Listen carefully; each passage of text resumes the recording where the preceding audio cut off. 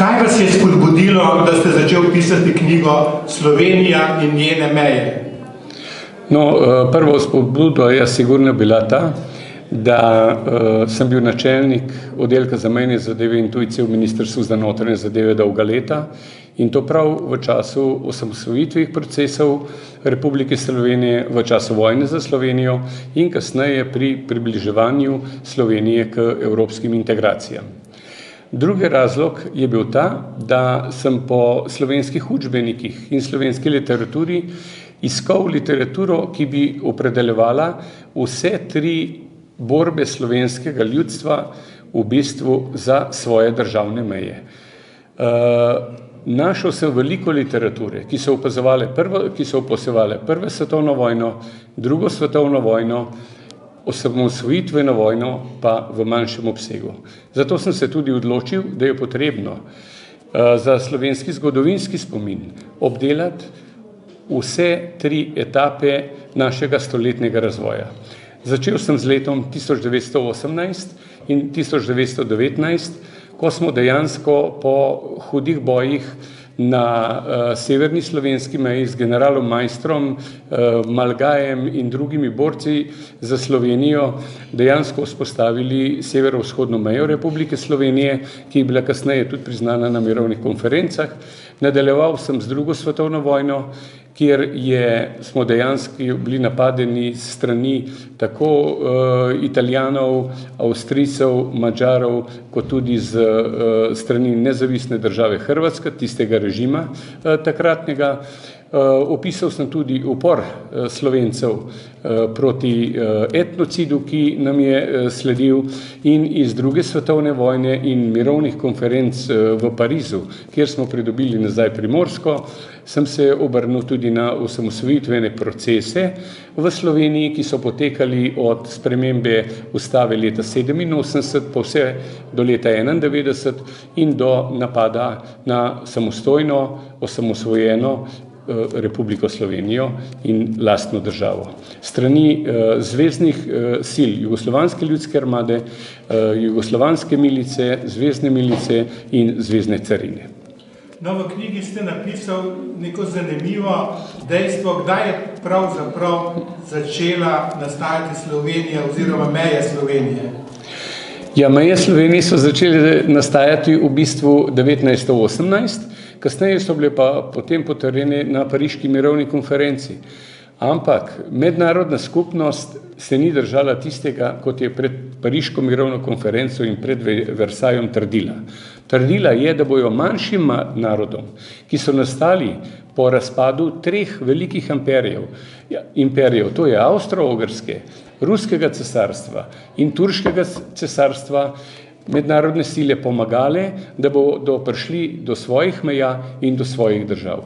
Žal, za Slovenijo se to ni potrdilo, izgubili smo Koroško s plebiscitom leta 20, dovolili so vstop Italije skoraj do Ljubljane na podlagi tajnega londonskega pakta iz 1915, edina pridobitev mednarodnih konferenc iz Prve svetovne vojne je priključitev Prekmurja avgusta 1919.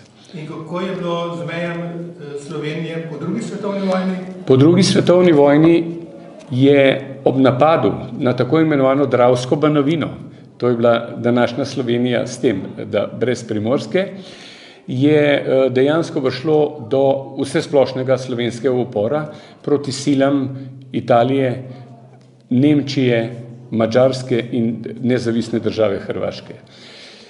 Slovenski narod se je upiral že takoj po prvi svetovni vojni, ko je italijanski fašizem spreminjal slovenska imena, slovenske priimke po primorskem in notranjskem in uprli smo se tudi takoj po napadu na Slovenijo. Takoj je slovenski narod organiziral osvobodilno fronto, opisal sem vse točke osvobodilne fronte, Takoj se je slovenski narod organiziral tudi vojaško, najprej z gverilskimi enotami, ki so kasneje prerasle v slovensko partizansko vojsko in skupaj z združenimi silami jugoslovanskih republik dejansko šle na zaključne operacije za osvoboditev Primorske in Notranjske, za osvoboditev Koroške.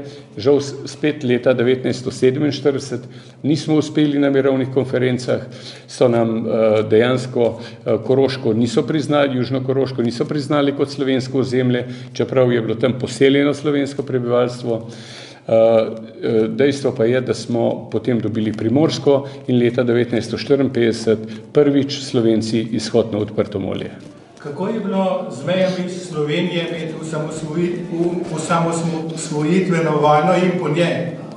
Že pred osamosvojitveno vojno smo od leta 1987 naprej Slovenija postavljala nove ustavne amandmaje, ki so Slovenijo dejansko peljali na pot osamosvojitve in uresničitve načela samoodločbe.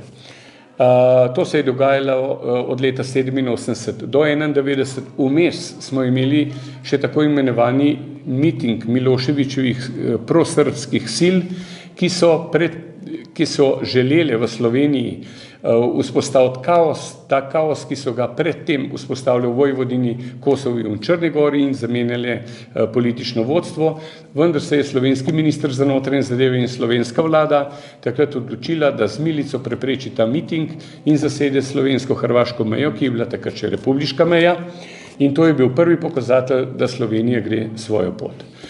25. junija 1991 je slovenska skupščina sprejela temeljni ustavni zakon, temeljno ustavno listino in deklaracijo o neodvisnosti, kar je pomenila, da se je Slovenija končno pravno odtrgala od nekdanje Jugoslavije.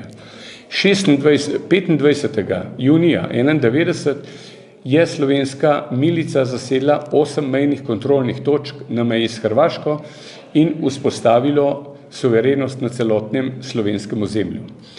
26. junija, v času od 25. do 26. junija po noči, je Zvezni izvršni svet, Jugoslovanska ljudska armada, Zvezni sekretariat za notranje zadeve in Zvezna carinska uprava naredila načrt, da se začne vojna za Slovenijo, da Slovenije ne bodo spustili iz primeža dveh jugoslovanskih držav. Slovenija je šla svojo pot.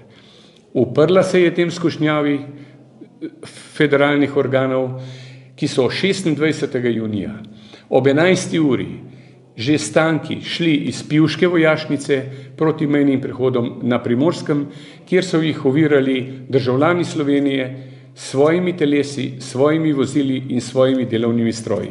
Tako da ta enota iz Pivke ni prišla do južnoprimorskih prehodov. Prišla pa je enota generala Čada iz Ilirske Bistrice, tankovska enota, s preko 200 vojaki, ki nam je 26.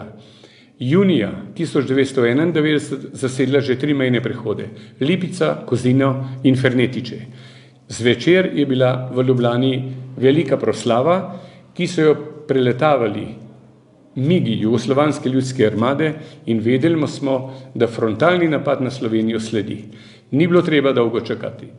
Ob 01:10 uri zjutraj so prve tankovske enote iz hrvaškega ozemlja prestopile slovensko-hrvaško mejo, nato pa še tankovske enote iz Reke, Varaždina in drugih večjih kasarn iz Republike Hrvaške. Istočasno, 27. junija ob 2 in še nekaj so začele tudi enote iz kasarn JLA v Sloveniji frontalni napad na slovenske mejne prehode.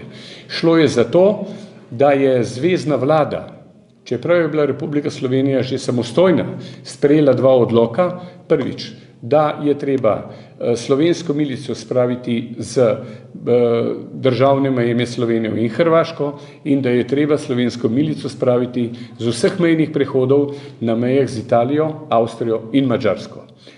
Seveda so se slovenske obrambne sile temu uprle, najprej slovenska milica, ki je začela že 26.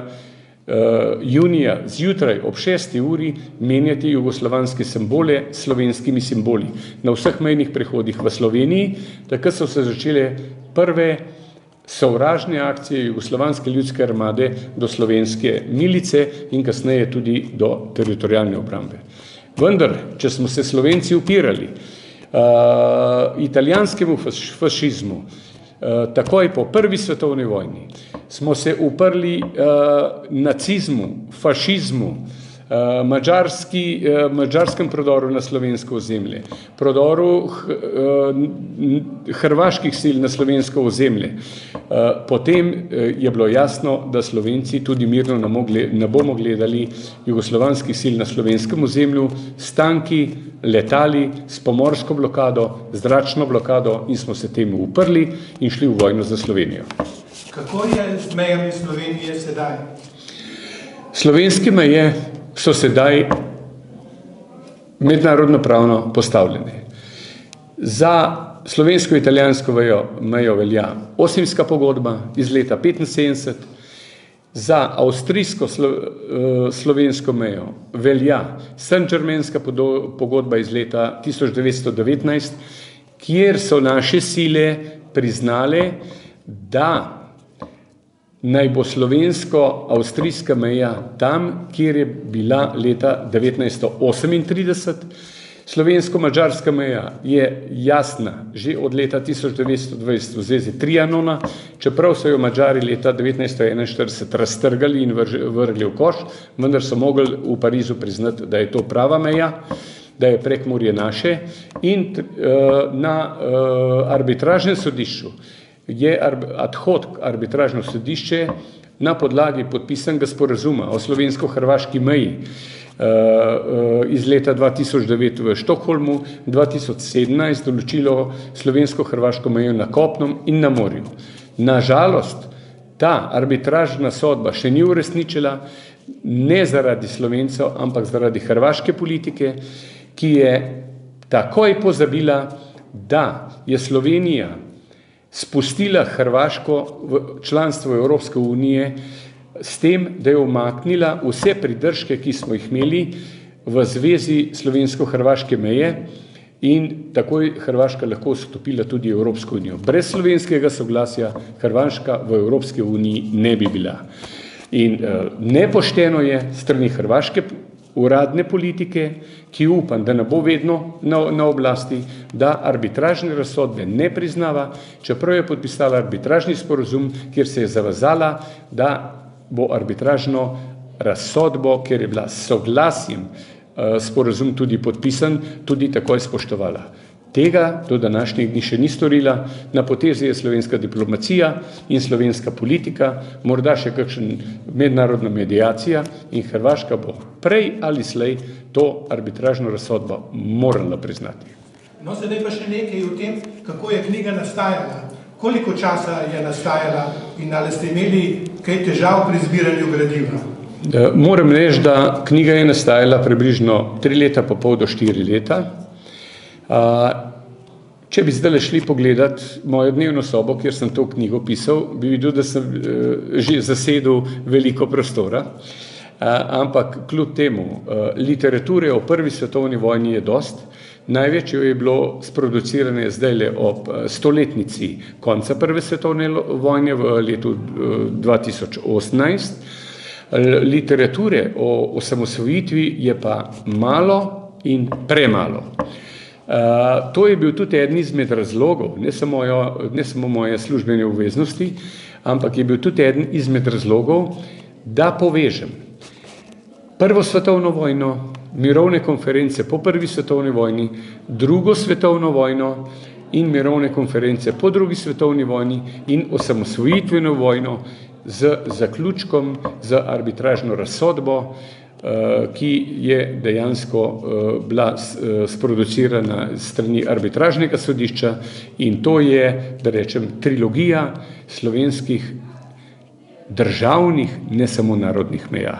Žal je ogromno Slovencev ostalo tudi zunaj naših meja. To je bila ta škoda, ki se je delala z vtikanjem mednarodnih sil, ki slovenskega nacionalnega telesa niso dovolj poznali, in upam, da bom s tole knjigo, ko bo prevedena v angleščino, prodrl tudi do tistih bralcev, ki slovensko ne razumejo in bodo iz tega ven lahko razbrali težko zgodovino slovenskega naroda in boj za svoje meje. Hvala lepa za ta zanimiv pogovor. Se prosim, lahko še predstavite? Prosim, jaz sem Branko Celar, nekdanji načelnik oddelka za mejne zadeve in tujce v Ministrstvu za notranje zadeve in vodja slovenske pogajalske delegacije za mejo med Slovenijo in Hrvaško in član diplomatske komisije.